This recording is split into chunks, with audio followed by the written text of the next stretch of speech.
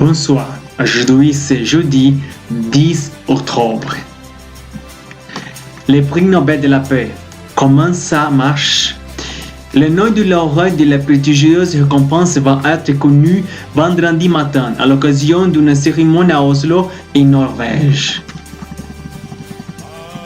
Les spéculations sont ouvertes alors que le nom du prochain prix Nobel de la paix va être connu vendredi 11 octobre à 11h à Oslo, en Norvège, ce qui le fait se voir avant la désignation du lauréat 2019. 330 candidatures, dont 78 organisations. Cette année, 301 candidatures ont été soumises au comité Nobel norvégien, parmi lesquelles 223 personnes et 78 organisations. C'est un peu moins que l'année précédente. 331 candidats en lice en 2018, 318 en 2017. Le record absolu remonte à 2016 avec 376 candidats. Qui sont les présentés?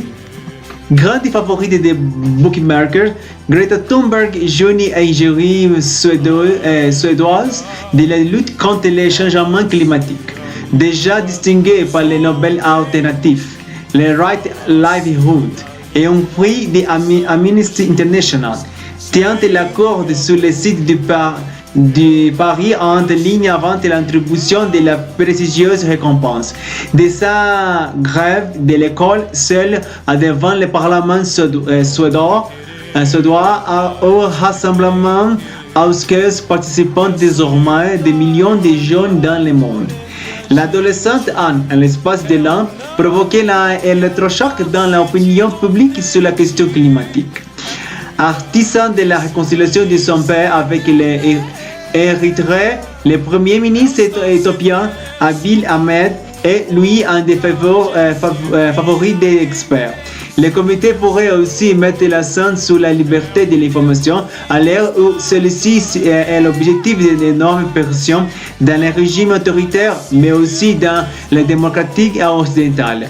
Des associations de défense des médias comme Reporters sans frontières, des comités pour la protection des journalistes sont ainsi invoqués. Un autre nom qui circule à un moment où les crises migratoires occupent toujours le devant de la scène, celle du haut commissaire aux réfugiés et de son chef Filippo Grandi, ou bien l'organisation SOS Méditerranée. Comme sont désignés les candidats? C'est dès les mois de septembre précédant les remises de prix qui commencent à être soumis les noms aux différentes institutions chargées et choisir leurs candidats. On ne peut pas envoyer sa propre candidature. Seules certaines personnes ou organisations sont habilitées à faire la proposition, par exemple un parlementaire, un professeur de sciences politiques, d'histoire ou de relations internationales, ou encore ancien Nobel de la paix. Une fois la liste des candidats est établie, elle reste secrète et ne peut être dévoilée que 50 ans après les remises de prix.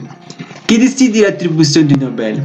Le Parlement norvégien, les lauréats des autres prix sont sélectionnés par l'institution académique suédoise. Il est un comité composé de 5 membres. Il agit le plus souvent des professeurs d'université procédant à une vaste expertise dans l'économie ayant une incidence sur le Nobel. Pour parvenir à cet accord de plusieurs noms, ils travaillent par la liste successive lors de leur première réunion.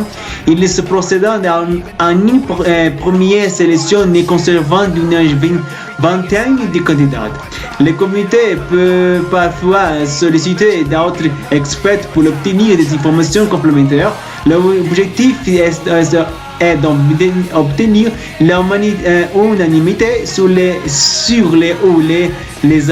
lauréats.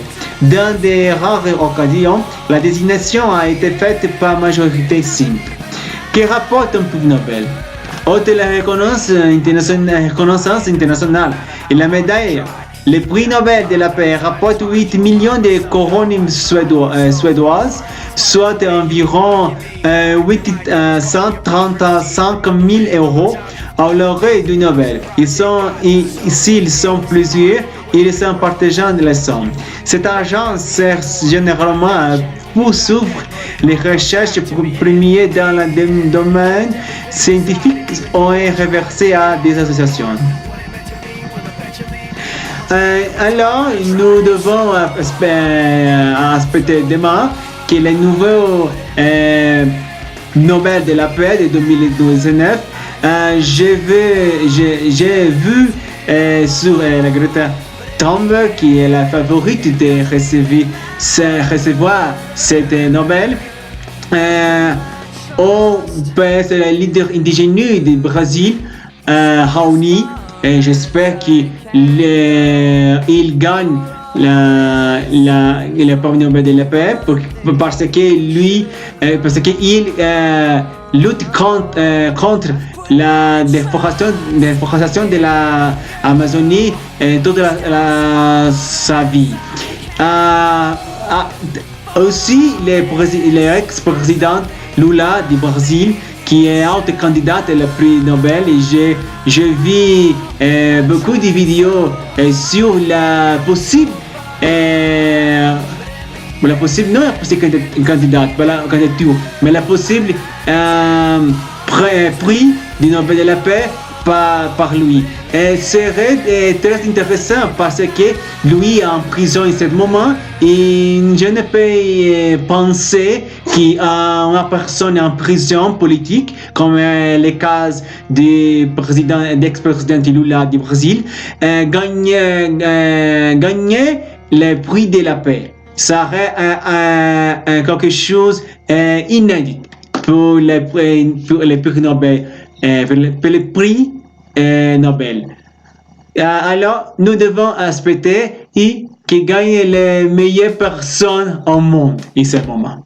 Merci beaucoup pour regarder ma nouvelle vidéo. Si vous voulez apprendre français à parler français, venez ici à Classe Porteur d'Idiomas où nous pouvons faire les leçons de français et travailler Skype et calculer au monde. Partager cette vidéo avec la famille, amis et tout le monde. S'il vous plaît, s'abonner à ma chaîne sur YouTube, c'est très important pour moi. S'il vous plaît, s'abonner. Comme toujours,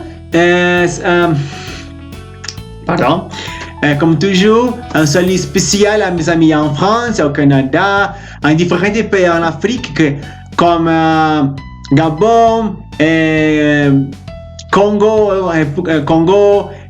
Guinée équatoriale, Mali, à différents pays où on parle français en Afrique, et Haïti, et autres pays où on parle français au monde. Merci beaucoup.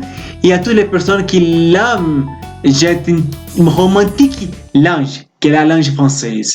Merci beaucoup et bonne nuit à toutes et à demain pour une autre intéressante nouvelle. Merci, au revoir.